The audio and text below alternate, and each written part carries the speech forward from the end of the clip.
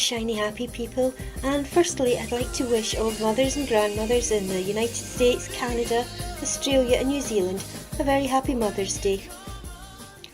Now this video today is not technically a rant. You may recall last week that I mentioned a gentleman had been in contact with me in respect of his personal experiences of being sucked into the conspiracy swamp.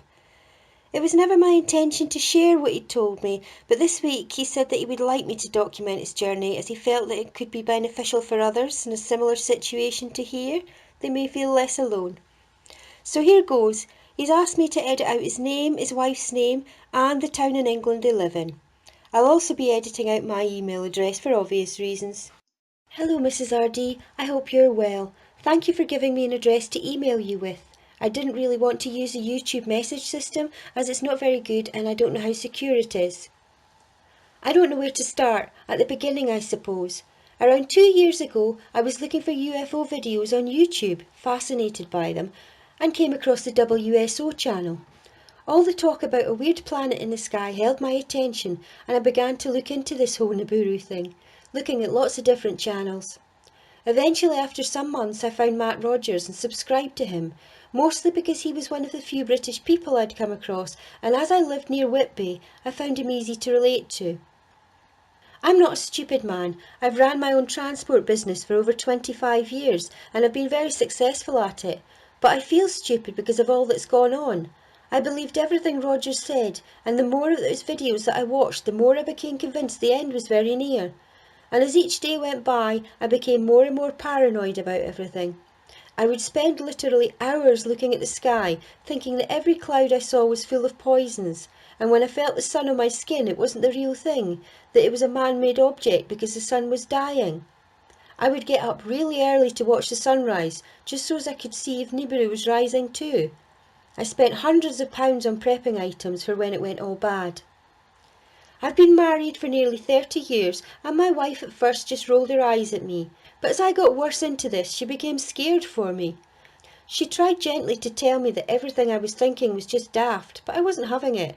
We drifted further and further apart. My 2 sons were also worried about me, especially when the running of my business fell down to the eldest one, as I was in no fit state mentally or physically to deal with it. About 6 months ago I began to feel really ill. I was tired all the time and would catch every cough or cold going. I was putting on weight and felt like my eyesight was getting bad. My wife, at the end of her tether, made an appointment for me to go to the docks, but I didn't go because I knew what was wrong with me. The chemtrails were poisoning me and there was nothing the doctors could do about that. My physical symptoms didn't improve over the next couple of months, and I can say it now, my mental symptoms got worse. I would no longer go outside at all for fear of more poisoning and fear that Nibiru would arrive and I wouldn't get back home for my prep stuff. I spent maybe 18 or 19 hours a day on the internet, mostly on YouTube, desperate for any info on everything I was scared of. I would get into a terrible panic if Matt Rogers didn't upload at least one video every day, thinking that he must know something is happening and had already gone into hiding. The sense of relief when he eventually put a video out was like a major high. At the beginning of December last year, my wife left the family home, my younger son going with her. She just said she couldn't take any more and wanted her husband back, said the person she was living with was a complete stranger to her. Younger son agreed with every word she was saying, telling me he missed his dad and that he missed us going to the gym and fishing together.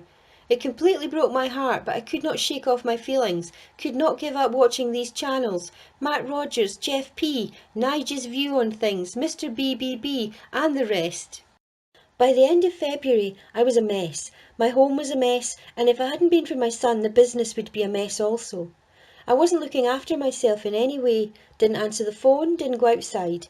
I would order food online and have the Tesco delivery guy come right inside with it, as there was no way I was stepping outside. I didn't wash because I thought chemtrails would have contaminated the water. I just used baby wipes to clean myself. My 2 sons still came to visit me and were really upset about how I'd become, but it just meant nothing to me. I knew the end was coming soon, knew that the government was covering up so much. I thought that I was just better withdrawing from them. Early March, I was getting some of my prepping gear down from the attic when I lost my footing. I landed badly and it was clear that my ankle was broken. It was agony. Much as I hated the thought of it, I knew I had no choice but to get to hospital to have it seen to. I surmised that if I was picked up by an ambulance, that I wouldn't really be outside for long and it would be okay. So I called 999, the ambulance arrived and carted me off. At the hospital it was not too bad. The staff were very kind to me, even although I must have looked so bad and smelled so bad. I suppose it must have been clear to them that I was having issues other than just a broken ankle, so they got the psychiatrist to have a chat with me. At first I wasn't convinced, thought this was all just an establishment plot to get to me, but this lady was just so lovely and non-judgmental that I opened up to her, told her all about my wife leaving me, cutting off the boys, abandoning my business, how the world would end shortly. I told her all about how rubbish I felt and how it was those chemtrails they spray to cover up for the incoming planets that was making me ill. It had been months and months since I had a proper face-to-face conversation with anyone. I agreed to let the doc contact my estranged wife. Came to collect me from hospital. She just burst into tears when she saw me. I never could bear to see my beloved cry, and it tipped me right over the edge. But that was a good thing, as something inside me just snapped. The part of me that was still a husband, a dad, a businessman, seemed to bubble to the surface, pushing past all the bullshit I had been feeding myself for so long. I knew then I didn't want to be like this, didn't want to spend the rest of my life in fear and paranoia. So brought me back home again. She was horrified at the state of the house. But a couple of days later, she and our youngest moved back in on the condition that I would keep away from those YouTube channels, delete my subscriptions and see a counsellor. I did just that, and I'm 2 sessions in with the counsellor. He's a great support to me. Oh, and blood tests taken at the hospital actually showed that I had an underactive thyroid gland, and it was that was making me feel ill. So I've been taking medication for a few weeks now, and I'm already feeling improved. It wasn't me who found your channel, it was she was looking for something completely different when one of your videos popped up, one about the infamous Rogers telling lies. Watched a playlist you have without telling me, then next day sat me down at the laptop and said play all. These videos were a revelation for me. Whilst I was already starting to turn the corner in terms of thinking everything is a conspiracy and we're all doomed to an apocalypse, the in-your-face nature of your videos exposing Roger's lie after lie after lie really brought it home to me how dishonest he is. And yes, I feel embarrassed and ashamed to admit I fell for this rubbish. I know I'm not out of the woods yet. There is still a part of me that is trying to convince the bigger part of me that there is a planet up there coming to get us, and that there are planes spraying poison all day long. But with the help of my family and my counsellor, I will get through this. I want to get through this, get back to a normal life. My counsellor has some radical suggestions to help. We're going to take a trip to an observatory one evening, see space through a telescope, proof there's nothing there. He's also asked his cousin who works for the Met Office to meet us and give me a lesson on what clouds look like and how the atmosphere does weird things. Beats medication, lol. Anyway, I've rambled on long enough. I just wanted to tell you how things had been for me over the last couple of years and to let you know that channels like yours are of assistance. Please keep up exposing and giving facts, as there is far too much fake news out there, and I have first-hand experienced the terrible damage this can cause. I know that I'm actually one of the lucky ones as I've come out of it. May you always be blessed in your life. So there you have it.